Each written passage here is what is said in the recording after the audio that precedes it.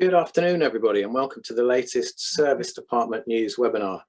I hope that rather stirring music has got you in the mood for this session, which is all about the apartment of the future. We're going to be talking about how the physical service department and apart hotel product might evolve over the next few years. My name's George Sell. I'm Editor-in-Chief at International Hospitality Media, and we are a publisher of online B2B websites for the hospitality and real estate industries, and we are also events and award organisers. Now, this Service Department News webinar series is sponsored by IMS, Integrated Media Solutions. You can see their contact details on the screen and also in the chat, and we are just going to watch a short video to find out some more about IMS.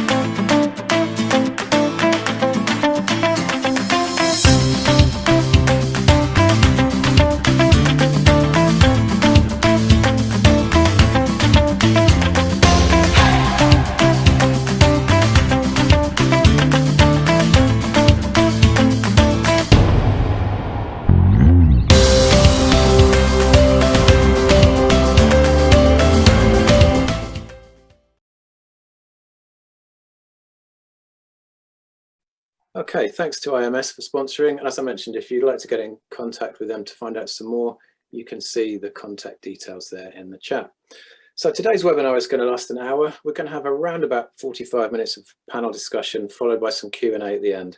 So if you have got any questions, please do submit them using either the chat or the Q&A function in Zoom. Everybody who's registered for the session will receive a link to a recording of it via email in the next couple of days. So I just wanted to show this slide of some screen grabs from Service Department news stories we've run recently, just to show some of the things we're going to touch on in the session.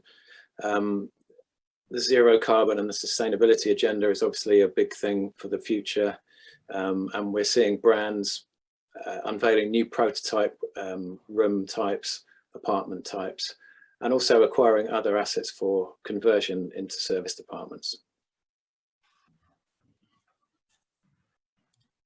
So we've got a fantastic panel for the session today, and I'm going to ask them all to introduce themselves in turn, and we'll go from left to right as we look at the slide.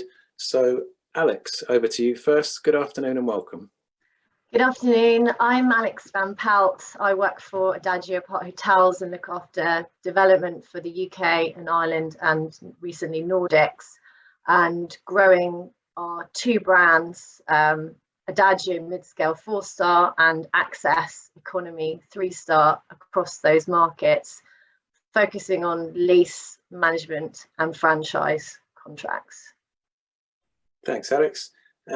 Paul R, over to you. I've done this again. I've got two people with the same name on a webinar. This seems to happen to me quite often. But Paul Rands, welcome to you. Thank you, George, and good afternoon, everyone. Paul Rands from PKF Hospitality Group. PKF is a consulting business, long-standing in the hotel and tourism space, and more recently into the service living arena. I lead our think tank, which is the Future of Hospitality Institute, and the aim of the think tank is to look into innovation and trends across the hospitality sector. We planning to do this in collaboration with industry partners, and we've just started our first research project, which is called Future Living. Thanks, Paul. Simon, good afternoon to you. Hi, George. George, firstly, thanks very much indeed for inviting me to join the call with my fellow eminent panelists this afternoon. I'm Simon Catterick. I'm the founder and CEO of Mission Net Zero. Prior to setting up Mission last year, I was the CEO of a company called Kudos Communications, which was a leading independent IT managed services provider to the hospitality sector. Having exited that business and setting up Mission, our role really is recognizing that there's a race from multiple stakeholders to adopt the ESG agenda, is to help them to develop a credible, consistent net zero roadmap, whilst at the same time demonstrating with ESG commitments through the award of a prestigious international eco-label. Thank you, Simon. And finally, Paul Wells. Good afternoon to you. Afternoon, everyone. My name is Paul Wells. I'm a partner at Dexter, Moren Associates. We're a firm of architects and interior designers, 30 years old this year as it happens. We specialise in hospitality-led projects, ranging from anything from hotels through to retirement living, co-living, service apartments. So it'll be interesting to see how this conversation goes today. Thanks, Paul. I want to stay with you for a moment, Paul, for the first question and just ask whether you think in the future units are going to get smaller than they currently are. What do you think is the general direction of travel? It did feel that we were going smaller for quite some time. I think that there was a drive for larger front of house spaces, shared accommodation, whether that was a cafe or a restaurant or co-working space. It feels a little bit like we might be leveling off, if not getting a little larger again. I don't know whether that's a result of the pandemic. Maybe there was a feeling that people are spending more time in their private spaces again. Certainly, it depends on location as well. So certainly central London, central urban areas are likely to be a little bit smaller. Maybe if you go a bit further out, that changes, they get a bit bigger. But we're certainly not competing with residential sizes still. We're probably talking range of maybe 22 to 25 in cities, up to maybe 30, 35 outside of that. Yeah, okay, thanks, Paul. Alex, what's your take on that as an operator, and specifically in your role, somebody who's assessing developments regularly? Yeah, so for our mid-scale 4-star Adagio brand, we have actually reduced our studio size by 1.5 square meters and our 1-bed size by 3 square meters.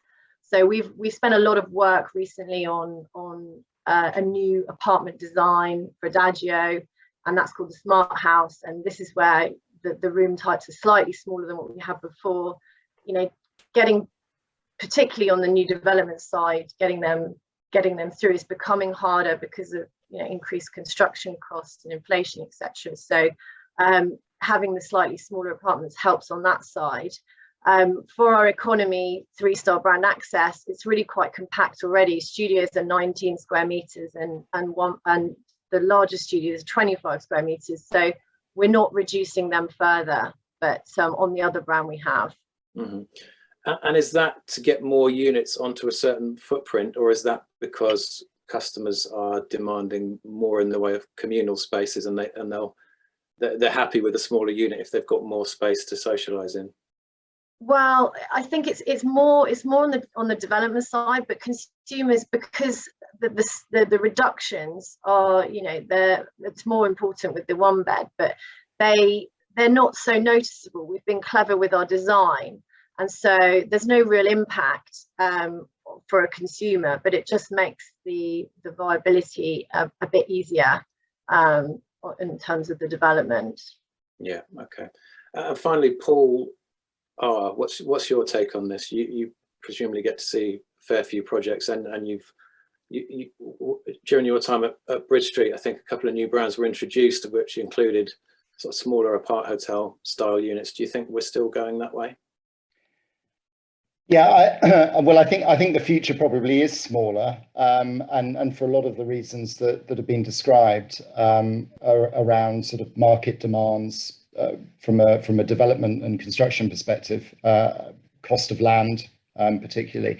I think if you look at the evolution of serviced apartments, actually they've come from being an adaptation or an adaptation of a residential product into purpose-built brands. And I think as we've seen the purpose-built brands, we've seen the unit sizes reduce. And of course, when something gets changed or reduced and then becomes accepted, that then becomes the norm. And then, of course, you start to challenge the norm again, and again, that's where it can move smaller. I think just briefly, you mentioned Bridge Street. We did introduce brands, and we looked at micro apartments with our studio brand, and I think that was as much about trying to give choice to the consumer, based around price as well. So if you want to pay less, then actually you probably have to have a smaller space. And by giving those options, I think you can start to demonstrate value between the two. Yeah. Okay. Thanks, Paul. Paul Wells, you and I were at an event yesterday where it was one of the topics that came up was the way that people are using apartments is different now. They're spending more time there, and even if they're traveling away for work, they might not necessarily be going to an office when they're away. They might still be working from an apartment, so they're there for more hours per day, and they're working and living often in the same space.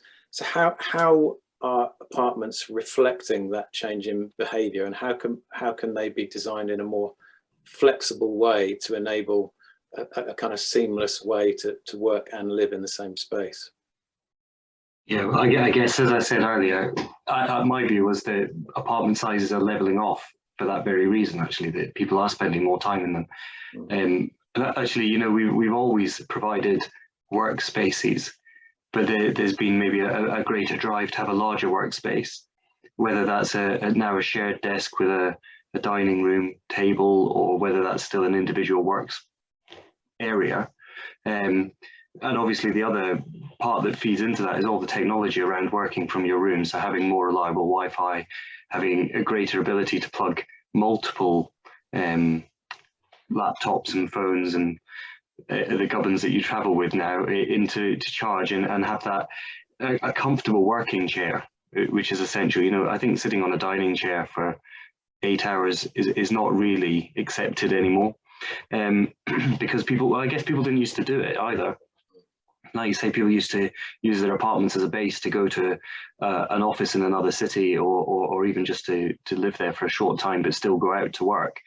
So to my mind, I think that you have to create a space that feels comfortable, and potentially is flexible as well in the way that it sets up. There's a lot of examples now of furniture that moves around. So maybe whether that's a bed that folds away, so you feel like you're out of your bedroom and perhaps working in a more of a living space, or whether it's even just an adaptable bed that becomes a couch. In fact, I was just looking today, even in cruise ships, Virgin Voyages now has this flexible bed which adjusts to be a corner sofa, which is quite interesting actually. So it's going into all these different sectors where people are spending a greater amount of time in their space, and how you feel like perhaps you don't want to be in a bedroom for that.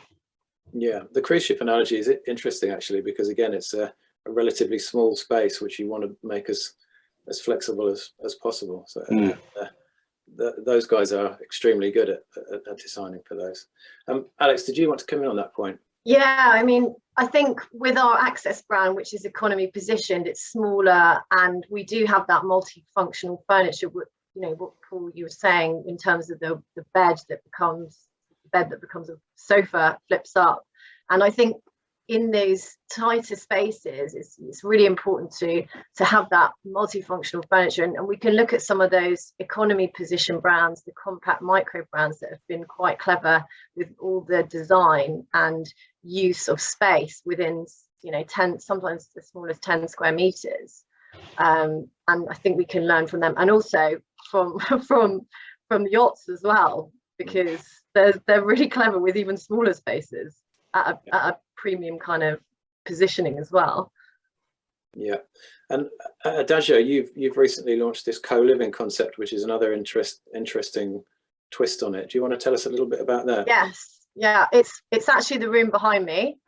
This is not my flat, but the idea behind co-living is we've created this new concept which sits alongside and within an Adagio, so from 4-star mid-scale brand, alongside the studios and the one beds. And the idea is a communal living space with bedrooms around it. So the bedrooms are 15 square meters, they're en suite. The sink is outside or within that room, outside of the bathroom. So it gives a bit more flexibility for if two guests are staying together. And then we have this communal space that contracts and expands in function of the number of bedrooms that surround it. So the communal space has a table, sofa area, a nice fully equipped kitchen with a washing machine, and large dishwasher, microwave oven, and well, a full oven actually. And the idea is to challenge that Airbnb market, so to accommodate groups, friends and families coming together, and co-workers. So the whole apartment is let, and what we want to do is just have open ourselves up to another segment of the market and attract groups into the properties. So we've got our first open at the Paris Bercy assets, but we're incorporating them in new developments, including Cambridge and Milan. And I think, you know, it's a great concept. It's being well received, and it's great for those areas of the floor plate, which is where I've seen it on projects I've worked on, where they're a bit more complicated. There might be a corner zone or something that won't fit the studios. It's not fully optimized, but with this apartment type, we can squeeze as much as we can in the space and give guests that optional extra of coming together as groups. And we've copied elements from our public areas, the circle, that's the public area concept we have. So for example, behind me is the library of objects. So we've got it, it's a communal living space. The bedrooms are lockable, so people can be fully private if they want to, in terms of it's fully secure. So if you're with co-workers, you still have that privacy. And that's important, I think, for the different guests coming through. And it is early days of this concept, but are you seeing a new guest demographic coming to stay with you who maybe wouldn't have come to an Adagio before? Yeah, I think at the moment we've got it open on the weekends. So in midweek, we're still having viewings and things like that for press, etc. But it's been really booked out over the in the coming months. And I think more so it's the pandemic as well that has really put a focus on our industry. So we've already got new guests coming because of that. And the co-living aspect is just an additional attraction, because there's nothing in the market in the apart hotel sector that offers that branded reliability that you get, and ability to stay with groups. Whereas, you know, Airbnbs, it's great, but you don't necessarily have that level of security and hygiene standards, and you're not sure what you're going to get. Whereas this is a branded, reliable assurance that you will get the same consistent product and service when you come. Yeah, thanks, Alex. Paul, I'll come to you first. I can see you've got your hand up. Did you want to come in on that? Yeah, just picking up on something Alex said there with what Adagio are doing, and I think adaptability and flexibility are going to be very important as we look forward with apartments, and whether they're in service apartments or aparthotels or co-living or senior even. It's already happening. Clearly, Adagio are looking at how they can flex and move around with that space. I know Yays are looking at moving walls. There's a company in Austria called Kubo who have designed a modular apartment building where it has wooden modules that slot into a terminal. Now, you might say, well, that's nothing new. Modules have been happening, but these are really adaptable. So you can create much bigger spaces out of them through their connection, but also you can remove them and replace them with something else if actually you want to try and change the use of the building a little bit. And they've even got the idea that potentially you own the module and you take it somewhere else when you want to move, which, if we want to think about the future, I guess we have to come out of current mindset. We might say, is that practical and does that work? But that could be a way that we're looking at things in the future. Yeah. Okay. I want to move on to the sustainability and ESG piece in a minute, but final question on the kind of architecture and construction side to you, Paul Wells. Is there anything coming down the line in terms of construction techniques or building materials that are going to revolutionise the way that service departments are built? I'm wondering if maybe pods are going to become more prevalent. If people are looking for consistency and uniformity, are these developments just going to be bolted together rather than built more traditionally? Yeah, I mean, certainly modular construction is something we have been looking at. Pod bathrooms have been around for a long time, but maybe full modular construction is less prevalent. A lot of the problems with modular construction is that quite often, particularly urban sites, are not nice rectangular accessible sites, and bringing in lots of pods isn't always practical. However, we are looking at sites outside of London where modular construction has been considered as a possibility from the beginning. In terms of materiality, we're kind of torn at the minute as an architectural profession with the concerns over fire, and that is affecting probably materials more than sustainability at the moment. Unfortunately, we tend to be moving back towards the sort of heavier brick materials that are immediately fire resistant. However, within the interiors, then there's a lot more flexibility, and there are a lot of products coming back using either recycled plastics, which can be used for worktops and hard surfaces, and even there's quite a big shift towards the idea of reusing furniture. Now, obviously, a lot of the branded residencies have a standard across a number of rooms, which would be hard to reproduce through repositioning and reusing furniture. However, if you've got more of a boutique or eclectic brand, then actually it can be quite fun to see what furniture can be reused. And there's now firms that take furniture from old hotels, they'll repurpose them or at least recover them, reupholster them, and they can then be used. But like I say, you don't always get 200 of the same type or whatever you might need for a larger project. So that, I think there's a lot of flexibility in the way that interiors are coming forward, and actually within the brands as well.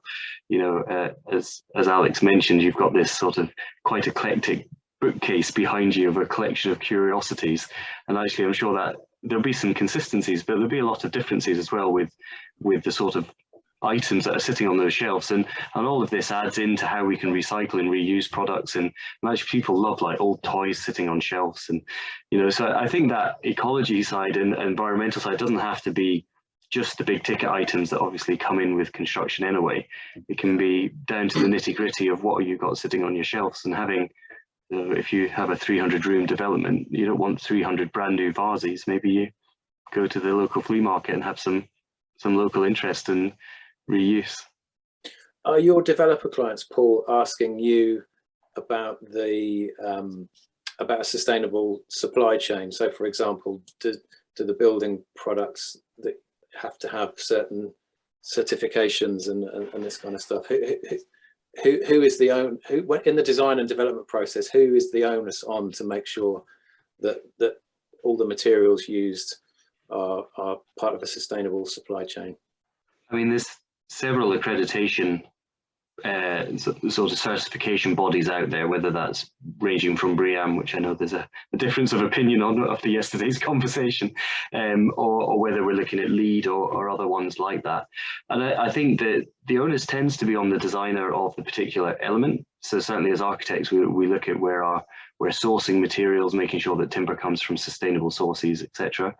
But then you've got to look at the whole life of a building and understand it's not just about what we put into the building or the M&E or the sustainability credentials on the energy usage, which obviously is being fed in by brand requirements, by occupant requirements, but it's also about how the building is used and operated. And as architects, we have less control on the operation. I think this is where, Simon, you probably have more of a relationship with the brands to help guide people on that. But obviously it comes down as well to how people use the buildings. And actually there was a very interesting conversation yesterday, as I'm sure you know, George, we were talking about whether occupants in the long run would pay for the energy they use. So whether there was a variation in the amount of ADR they paid based on whether they were going to be there during the day and need more energy, or whether they were much more of a transient evening only guest, and actually making them part of that process as well, so everybody feels they have a hand in it. Yeah, thanks, Paul. Simon, this is a good time to come to you and ask you how you think the ESG agenda is affecting the design and development process, and how that's likely to continue in the future. Thanks, George. Yeah, I mean, we're seeing a real shift in the attitudes from many stakeholders into ESG. It's a real sort of top-down, bottom-up approach, with everybody having some position on it.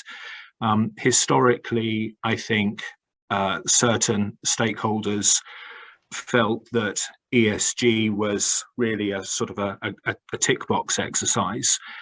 If they could say that they were planting trees, or they had a vegetarian menu, or that guests were encouraged not to reutilize their towels, that they were doing enough. But clearly that has changed, and I think we're seeing, as Paul mentioned, many new buildings having the likes of BREEAM applied as standard, and also on existing assets. And certainly when an investor is looking to dispose of a property, look closely at the ESG credentials. So BREEAM in use, as an example, is widely being adopted.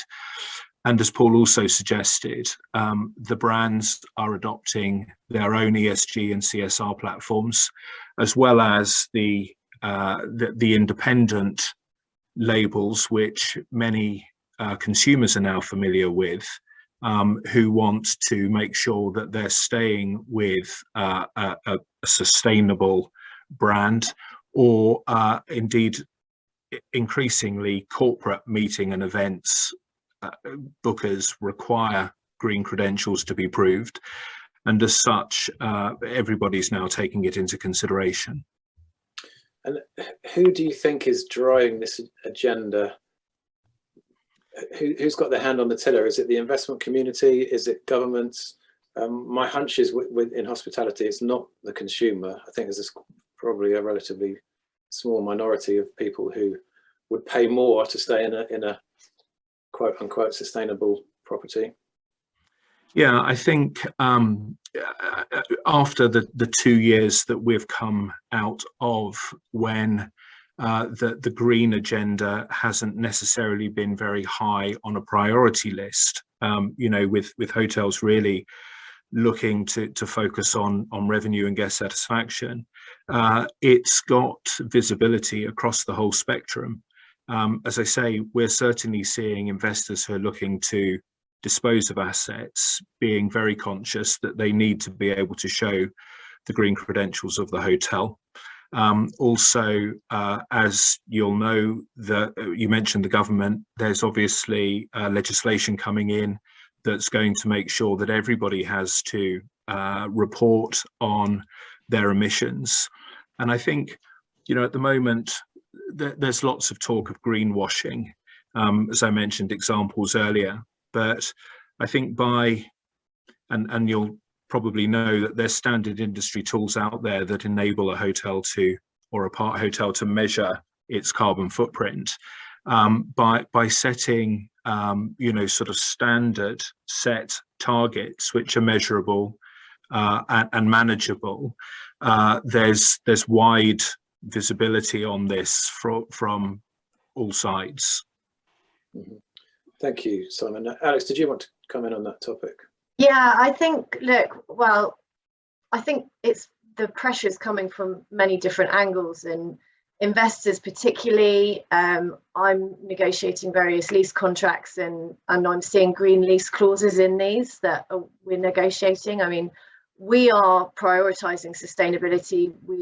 We've amended our guidelines to incorporate a number of new things, including BREEAM, very good or above, rainwater collection, prioritizing materials of a natural origin. So we're seeing the pressure from the investors and funds who are funding our developments, and then from consumers as well. They're much more aware.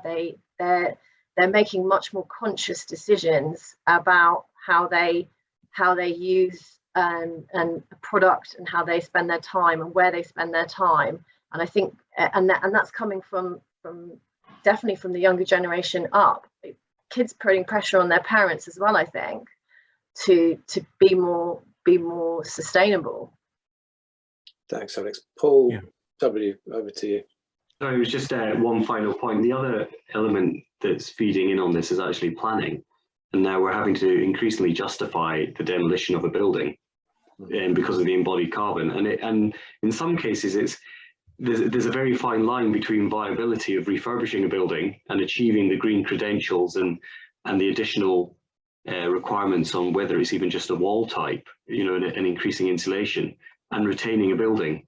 And actually the longevity might be that actually you are better demolishing a building, even though it doesn't appear at first glance that that's the right option, because in the long run, it will be a greener and more sustainable building. But actually that justification of planning is something that maybe even a year ago was less talked about, because it feels every single time we speak to planners now, one of the first questions is, can you justify the removal of this building? Just as something that's outside of maybe everybody's immediate focus on this call, because obviously brand and occupants and drivers of the end user is very visible to all of us, but planning is perhaps less so. Yeah, okay, that is an interesting point. Thank you, Paul. Simon, what role does technology play in apartments becoming more energy efficient and more sustainable, and how do you think that's likely to evolve in the future? Well, I think certainly that technology plays an important role. We're seeing the adoption of, in existing properties, the retrofitting of energy and water saving measures as standard. So things like, and you might see I've got one going off all the time here, an occupancy sensor or daylight sensors, water saving measures such as flow restrictors and aerated showers, but also more fundamentally, I think, efficient heating, ventilation and air control systems, and certainly the rise of intelligent BMS platforms that puts the sort of real-time control of the systems into the hands of the hotel team.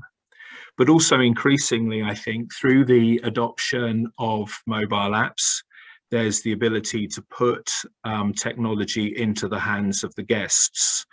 So there's the ability for them to be able to see what they're doing in relation to utilities, and they can then also measure their own carbon footprint, as well as certain brands giving them the ability to offset it. And also, I think the use of technology in rooms is incredibly important to help the guest understand the journey that the individual brand or building is on, whether that's through advertising initiatives through the guest TV channel, whether it's through increasingly use of tablets that enable them to communicate effectively with guests, or the apps themselves. It's an incredibly important part of communicating effectively to everybody. Yeah, thank you, Simon. On the subject of guest-facing technology, Paul R., what do you think the guest of today expects as standard in terms of in-room technology, and what will they be expecting, let's say, 3 years down the line from now? The The great crystal ball question. Look, in very, very simple terms, great Wi-Fi.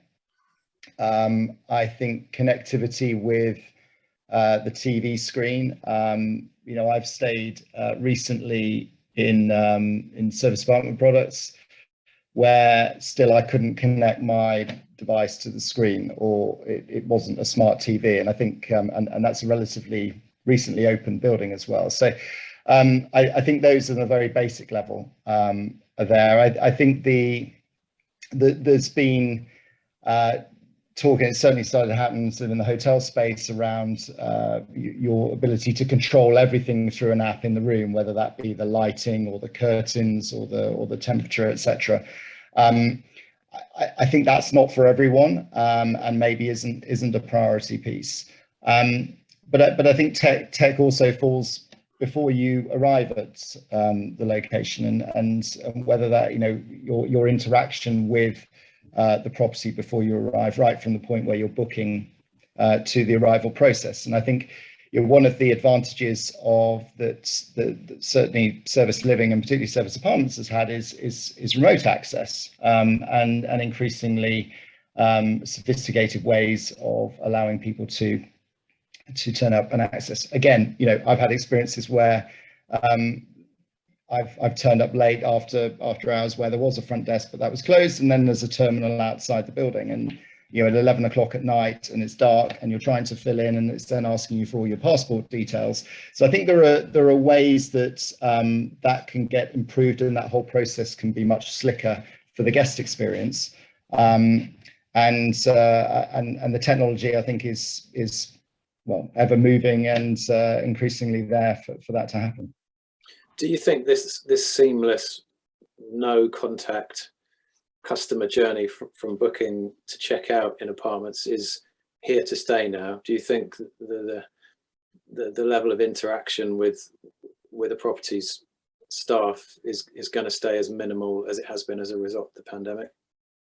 Well, I think where it's probably helping right now is around staff shortages in the hospitality sector. And so those that have got this ability are able to perhaps absorb or mitigate some of that. I think it will continue. Again, I think it's about acceptance, and I think the longer we have certain processes or things in place, people get used to them and accept them. I think there's always the room for human interaction within hospitality, and service apartments certainly falls into that. I know our experiences, from my time at Bridge Street, where we had a real range in length of stay from one night through to 1 year. And if somebody's staying for a year, they probably largely want to be left alone. They probably don't want too much interaction. I think they might want it from time to time. I think if you're there treating it more like a hotel stay, then maybe your expectations are slightly different. And again, that's probably where you need to have some flexibility or adaptability within your building and your operation. Yeah, thanks, Paul. Alex, did you want to come in on that? Yeah, I think, look, we're in the extended stay apart hotel business, and so guests are coming for short, medium and long stays, and some of them will want a seamless kind of check-in process where it's all digitalized, but some actually want that human interaction and want that face. And the longer staying guests, actually, I think because it's a home from home, they are much more they're happier to be in the ground floor areas with a community, with the people that they know, that our staff know so much about the longer stay guests, their families, their friends, their pets, whatever. And so I think it's offering that flexibility for the guests, knowing that some will want it, some won't, but knowing that as an apart hotel business, the check-in and check-outs are less frequent anyway. So it's not like a hotel, we're different to that. But we want to keep the ground floors activated and busy and feeling like you can be at home and you can dip in and dip out in terms of what you want. But I don't think computers and tech is a substitute for that personal interaction. Really. No, and where do you stand at Adagio on the in-room tech piece. I mean, Paul mentioned that it's possible to control absolutely everything from a tablet. Yeah. That's Yeah, always so been a bugbear of mine. I mean, why on earth you can't just get up and pull the curtains? Why it needs to be electric, especially in these days of, you know, heightened ESG emphasis. I don't really understand. But what's your thinking?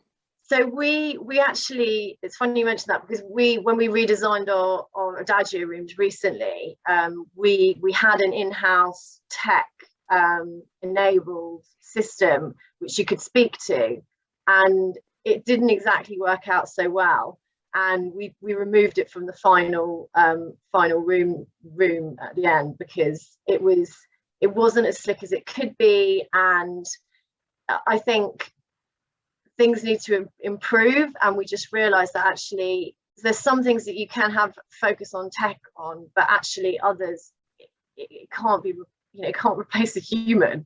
So we've explored that, and we've amended as a result.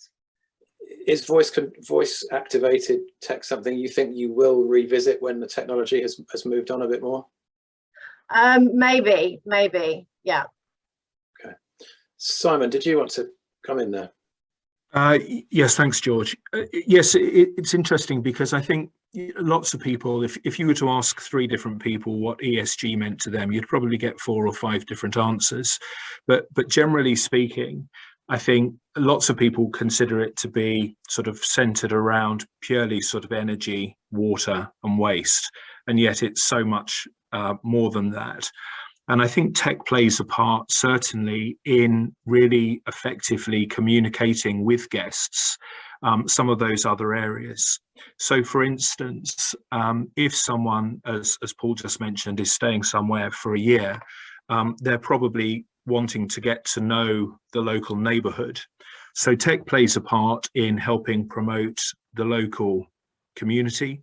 So whether that's authentic, historical, cultural activities, whether or not it's promoting walking and jogging maps or public transport, through to being able to hire a bike or book yoga sessions or gym sessions. So I think more and more people we're seeing are looking to how they can create this all-encompassing ESG sort of portfolio of activities, and tech plays an important part in being able to communicate that effectively.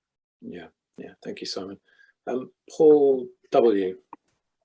Just a couple of points. Firstly, it was just a conversation about voice-activated technology, and I think I'm reminded of that sketch of the 2 Scottish men trying to control the lift, and it's just not working. I'm sure we've all seen it, and I think that's obviously something which has to be considered within the hospitality sectors, that not everyone has a clear English accent or German accent or whatever country your tech's in, but that's by the by. The other one is more just, I think technology obviously is very critical actually to the way buildings are managed and operated, in terms of the way that the M&E that's put into these buildings often has a lot of technology that has to be in part of that to make them run efficiently. And actually I think as well, the way that rooms are occupied, there's now technology that, you know, senses whether the room is occupied and whether the settings on the heating should be taken down to standard levels or the electricity should be switched off. And that technology I think is fantastic. And I think it does have some way to go in some areas. But certainly it has to be considered now, or a lot of the M&E technology that we're trying to introduce into these buildings to make them more sustainable just doesn't work. And actually that building management systems are critical to that as well. Yeah. Simon, you wanted to add something there? Just leading on from that, just to say for, you know, any investor listening in, of course, is that so many of these applications can be retrospectively fitted inexpensively. So to put lighting controls into bedroom corridors and into public areas or back of house areas is a really inexpensive option with a clearly demonstrable ROI. And similarly, the ability to restrict water without affecting the guest experience. Again, those kinds of things can be applied simply quickly and very cost effectively. So there is a way in which they can help themselves to reduce their carbon footprint, and also at the same time make associated cost savings. Yeah. In a conversation I had yesterday, somebody mentioned to me that he thinks it's not too far in the future that the utility companies will start dynamically pricing for electricity the way that airlines or hotels do, which makes this kind of thing all the more important. Paul R., did you want to come in on that? Yeah, I'm just on this general sort of ESG point and cost. What I'm hearing, and it seems to be the case, is that there is still a disconnect there between potential owner, investor, developer, and occupier, and who pays for it. Because I think from the occupier or operator's perspective, if you're looking at a occupier of a whole building, they're being asked to pay more rent to justify the additional cost that is coming in. The success story I think that we all hear a lot about is Room 2 and Lamington.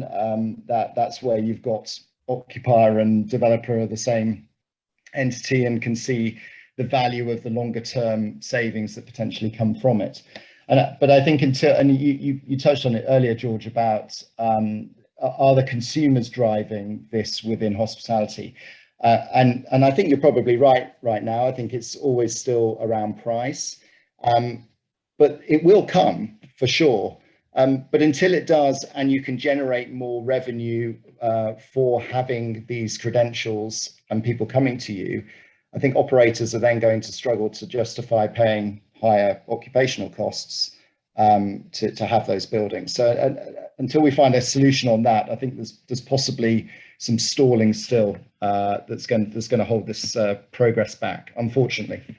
Yeah, Paul, I want to stay with you for a second, and part of your job in your new role is kind of monitoring the broader living sector, service living sector.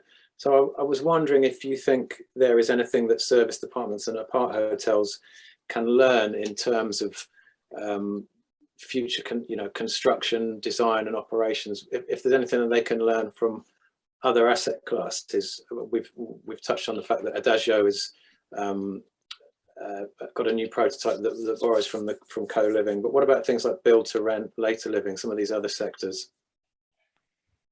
Yeah, well, I mean, you could argue that build to rent, as we're seeing it certainly here in the UK, maybe has learned from service departments, because that's become much more service thinking in its mindset around residential.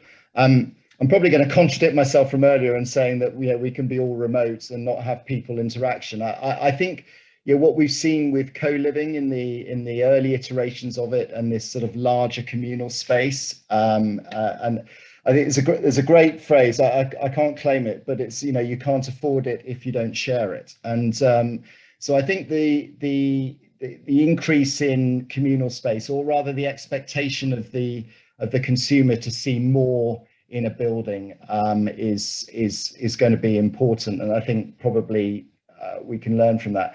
The challenge then, of course, is how you justify that taking that extra space and how you rentalize that, or how you generate income from that space. So and that's probably where we come back to tech and wider community and having local community come and use the space as well, so that you have a very active space. But I think certainly around community and communal space, I think that you can improve the service offering for service departments and aparthotels from that.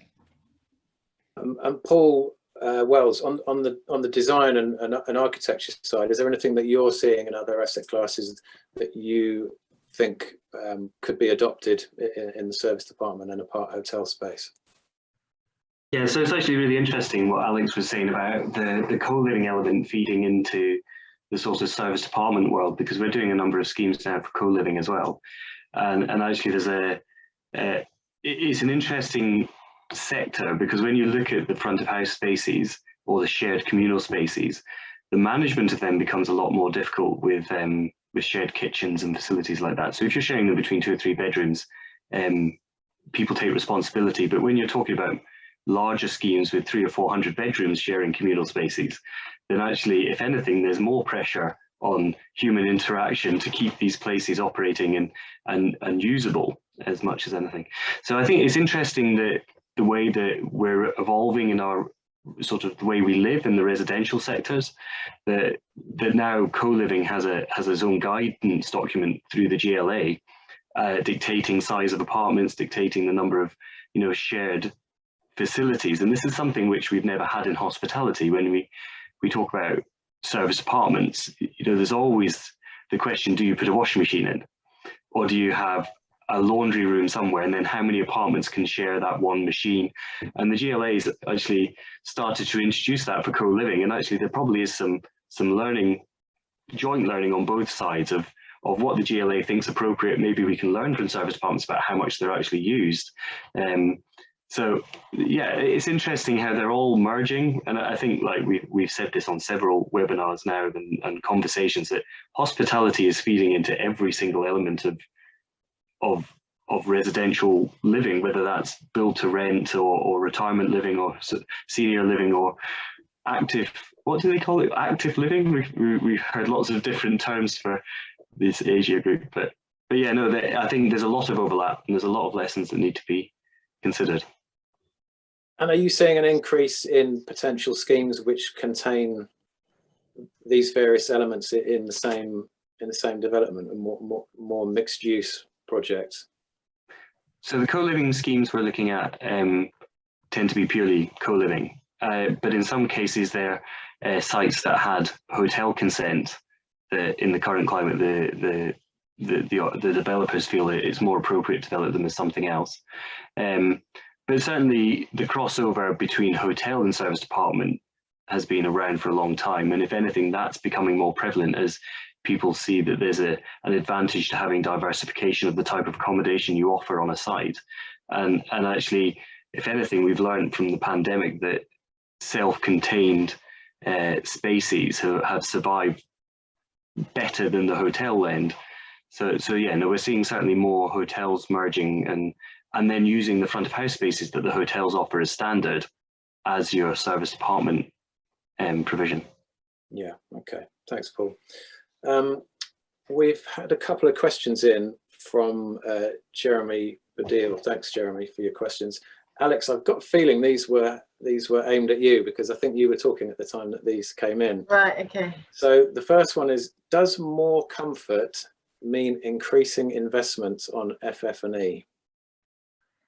Look, I don't think so, because you can get comfort at different price points across the market. So you don't necessarily have to pay more in the FF&E to be more at home and enjoying the space. So I think at every different pricing position, you can have comfort for sure. Mm-hmm. Paul, I saw you. What's increasing FF&E costs is inflation, yeah. and that's the main issue. Yeah. Yeah, I was just going to agree with what Alex just said. I don't think it affects comfort and cost necessarily, but what's critical is durability. And actually that's one of the issues that we have with new products that are coming onto the market that proclaim to be more sustainable. They're not necessarily got the tried and tested durability factor that a lot of hotels and shared accommodation require. So potentially we could be putting in more sustainable products, but actually changing them more frequently. And I think that will obviously emerge over time. We'll get to a better position, but right now sometimes it's maybe a little untested. Well, that actually ties in with the second part of Jeremy's question, which is, how does the clever furniture tie in with the concentration on sustainability? Paul, I think you were talking about the flexible furniture. Well, I think sustainability is obviously more in the product, but equally I guess you could claim that the more versatile a product is, whether that's a table or a chair or a bed that changes, the more sustainable that is, because you've got less furniture in your room. But I think it's more about how we use a space than sustainability, the versatility in the furniture. Yeah, thanks, Paul. Paul R, did you want to come in on that point? Yeah, well, I mean, it was just a general point or question rather about comfort, and do we need to think more about comfort and usability for a setting where people are staying for longer than if they're just staying for one night, or are they equally important? Interesting point. Does anyone want to pick up on that? Alex, as an operator, what's your perspective? Look, I think, well, our new apartments have got much more of a residential look and feel, which is what we're seeing where the market's going at the moment. And I think for comfort, you want a comfortable sofa, you want a comfortable bed in, and particularly the desk. I think the desk can often be overlooked as a tiny little space in the corner with like a little shelf and uncomfortable chair. So with the trend of leisure and business and merging and people extending trips for a longer period, I think it's really critical to actually really think about the FF&E and that, particularly the desk, because people are going there to work, to live, to eat, to stay, and they want the same comfort that they would have at home, if not better. So it's super important. Yeah, thanks, Alex. That's a great note to end it on, because at the end of the day, the physical product is ultimately dictated by the behaviours of the people who are going to pay to use it, and that is definitely changing. Thanks, guys. I think that was a really interesting discussion. We've come to the end of our hour. I'm just going to show a couple of quick slides before we sign off, and we're also going to keep the session open for a couple of minutes at the end, so people can take any notes from the chat, because there's quite a lot of information in there. So the next Service Department News webinar is on June the 23rd, and it's called Blurred Lines, How an Operator's Role is Evolving. And I think, again, we're going to be looking at the kind of expansion in length of stay, how the same buildings are accommodating anything from one night to a year, as we've touched on today. That's on June the 23rd, and you can register for that either in the chat or using the QR code on the screen there. So our next big event here at International Hospitality Media is the Urban Living Festival, which is taking place at the East Winter Garden at Canary Wharf on July the 6th and 7th. And that is concentrating, again, on a topic that came up today, and that's the convergence and the blurring of the lines between various hospitality and real estate asset classes. It's going to be a great event, and we'd like to see loads of you there. So there's more information there, and also a link on the screen.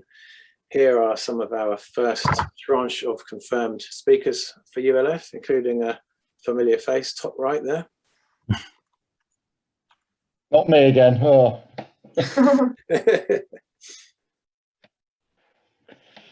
If you're interested in sponsoring any of our webinars or our events, please do get in touch with my colleague Katie, whose details are on the screen and also in the chat.